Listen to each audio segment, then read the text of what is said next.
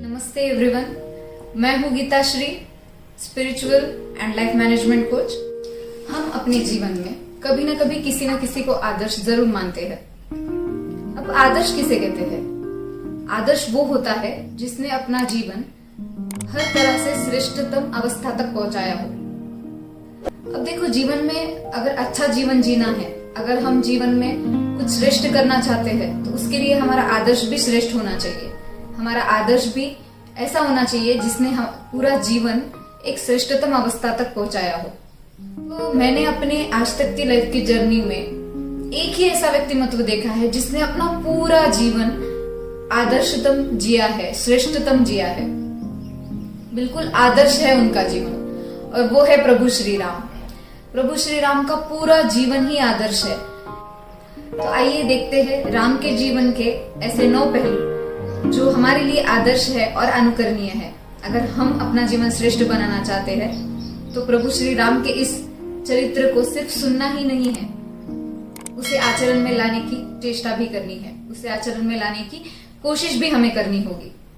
तो अब राम सर्वश्रेष्ठ पुत्र थे जो अपनी माता पिता की आज्ञा का पालन करते थे। देखो, कैकेयी के कहने पर सिर्फ कैकेयी ने कहा राम जी को कि तुम्हारे पिता ने मुझे वचन दिया है और मैंने वचन में तुम्हारे लिए वनवास मांगा है।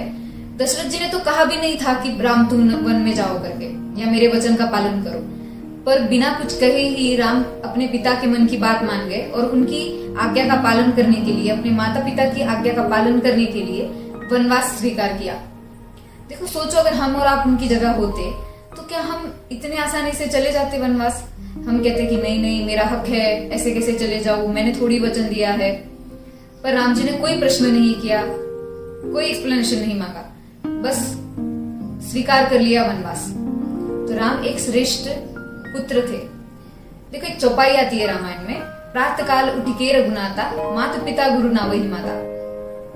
यानी कि सुबह उठकर राम जी माता पिता और गुरु को वंदन करते थे। क्या सिर्फ वंदन कर देना आपको श्रेष्ठ नहीं बनाता है? अगर आप माता पिता की आज्ञा का पालन करते हो, गुरु के वचनों पर ध्यान देते हो और उसका पालन करते हो, तभी आप श्रेष्ठ बनते हो। तो राम जी एक आदर्श पुत्र थे। उसी तरह दूसरा आता है, राम जी एक श्रेष्ठ भाई थे।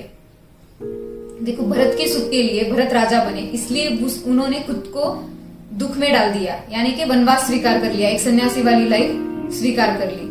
तो कितना प्रेम करते होंगे वो भरत से। वैसे ही जब जनक के दरबार में लक्ष्मण जी और परशुराम जी का झगड़ा चल रहा था, वाद विवाद चल रहा था, और परशुराम जी बहुत क्रोधित हो गए लक्ष्मण जी पर, तो राम जी ने लक्ष्मण जी को पीछे कर लिया और खुद आगे आ गए और कहने लगे कि ये तो बहुत छोटा है, इसे दंड मत दीजिए, जो भी है आप मुझे दंड दीजिए। तो राम जी अपने भाइयों से इतना प्रेम करते थे। तो राम जी एक आदर्श भाई भी थे, राम जी एक आदर्श शिष्य भी थे। देखो, वशिष्ठ जी की हर आज्ञा का पालन राम जी करते थे। उन्होंने जो कहा उसका सम्मान करते थे, उसका पालन करते थे। जब विश्वामित्र जी के साथ राम जी वन में गए और जनक जी के दरबार में जाना हुआ, वहां पे धनुष कोई तोड़ नहीं पाया, इसलिए जनक बहुत क्रोधित हो गए और कहने लगे कि पूरा संसार ही निश्चत्रिय हो गया है। राम जी वहीं बैठे हुए थे, पर राम जी ने शब्द नहीं बोला। क्यों? क्योंकि गुरु की आज्ञा नहीं थी। गुरु ने कोई आज्ञा नहीं दी थी कि तुम्हें ये काम करना है करके। और जैसे ही विश्वामित्र जी ने कहा कि उठो राम, जाओ और इस धनुष को तोड़ दो, तब राम जी उठे और उस धनुष को तोड़ दिया।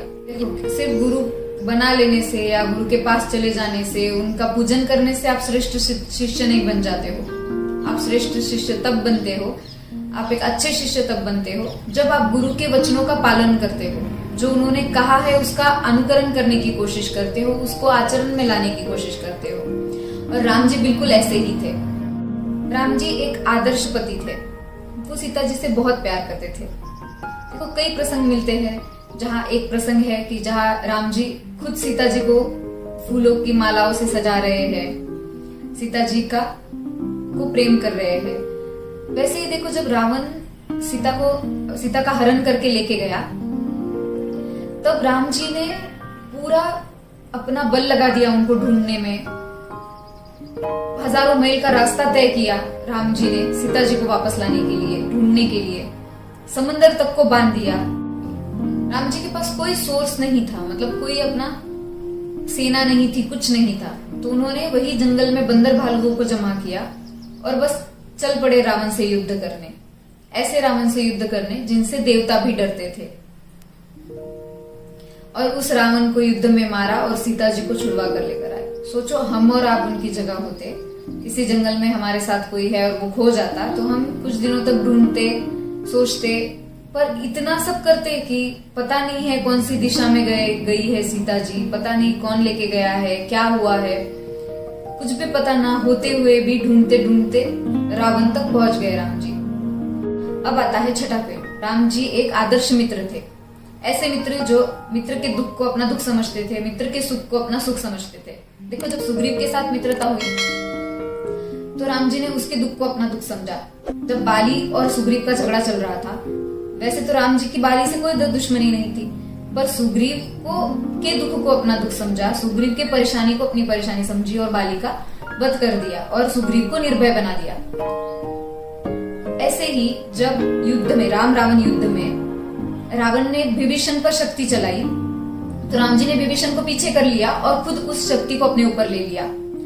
तो अपने मित्र की रक्षा करने के लिए अपने प्राण दांव पर लगा दिए। ऐसे थे राम जी, ऐसे सर्वश्रेष्ठ मित्र थे राम जी। अब आता है सातवां पहलू। राम जी एक आदर्श शत्रु भी थे। देखो रावण, मतलब पूरे राम जी के जीवन काल में देखिए, राम ने कभी भी रावण का द्वेष नहीं किया, कभी भी उन्होंने रावण से घृणा नहीं की। कहीं कहीं तो ऐसे प्रसंग मिलते हैं कि राम जी ने रावण की प्रशंसा तक की है। और युद्ध ना हो इसलिए राम जी ने कई बार संधि के प्रस्ताव भी भेजे रावण के पास और कहा भी कि अगर तुम सीता को लौटा देते हो और शरणागत हो जाते हो तो मैं तुम्हें माफ कर दूंगा। देखो हम और आप राम जी की जगह होते तो हम क्या कहते, हमें अगर कोई एक गाली भी दे दे तो हम कहते अब मैं जीवन भर नहीं भूलूंगा, इसने मेरा अपमान किया था। पर राम जी देखो कैसे श्रेष्ठ पुरुष है कि उन्होंने कहा कि अगर रावण सीता को मुझे लौटा देता है तो मैं उसे माफ कर दूंगा, छोड़ दूंगा। तो ऐसे थे राम जी, सर्वश्रेष्ठ शत्रु भी थे। सातवां पहलू है राम एक आदर्श राजा भी थे। इसीलिए तो हम कहते हैं कि राम राज्य आना चाहिए, राम राज्य आना चाहिए। क्यों? क्योंकि राम राज्य में सबको समान रूप से ही देखा जाता था, सबके साथ समान रूप से व्यवहार किया जाता था, कोई भेदभाव नहीं होता था, सब सुखी थे। और राम राजा बनने के बाद प्रजा के मत को, प्रजा के सुख को उन्होंने सर्वोपरि रखा और अपने व्यक्तिगत जीवन को सेकेंडरी रखा। तभी तो जिस सीता से वो इतना प्रेम करते थे कि रावण से तक युद्ध कर लिया उन्होंने सीता के लिए, इतने हजारों मील का रास्ता तय किया सीता को ढूंढने के लिए, उस सीता का त्याग कर दिया प्रजा के लिए।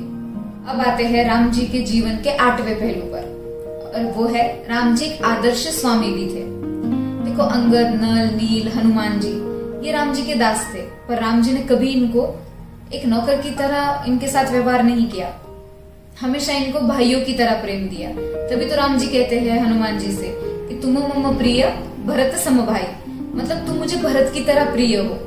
इतना आदर, सत्कार, सम्मान हमेशा राम जी ने अपने सेवकों को दिया और उनकी वक्त वक्त पर प्रशंसा भी करते रहे। हमें भी इससे सीखने को मिलता है कि जो भी हमारे सेवक है, जो भी हमारे सेवा में है, उनका आदर सत्कार करना चाहिए, समय समय पर उनकी प्रशंसा करनी चाहिए। राम जी के जीवन का 9वां और आखिरी पहलू है वो है राम जी एक आदर्श भगवान भी है। देखो राम इतने दयालु कृपालु है कि उन्होंने जटायु को, जो मांसाहारी पक्षी है, उसको भी वही गति दी जो शरभंग जी को और शबरी जी को दी। उन्होंने कोई भेदभाव नहीं किया। रामचरितमानस में लिखा है, कलयुग केवल नाम आधारा, सुमिरि सुमिरि नर उतर ही पारा। यानी कि राम जी का नाम ही इतना श्रेष्ठ है कि सिर्फ राम के नाम का सुमिरन करने से ही आपका भवसागर पार हो जाएगा। राम जी के हर छोटी से छोटी बात से कुछ न कुछ सीखने को मिलता है। अगर हम धीरे धीरे अपने जीवन में उन आदर्शों को, उन बातों को लाने लग जाए तो हमारा भी जीवन धीरे धीरे श्रेष्ठ बनने लगेगा। ये थे राम के जीवन के कुछ पहलू जो हमने आज इस वीडियो में देखने की कोशिश की।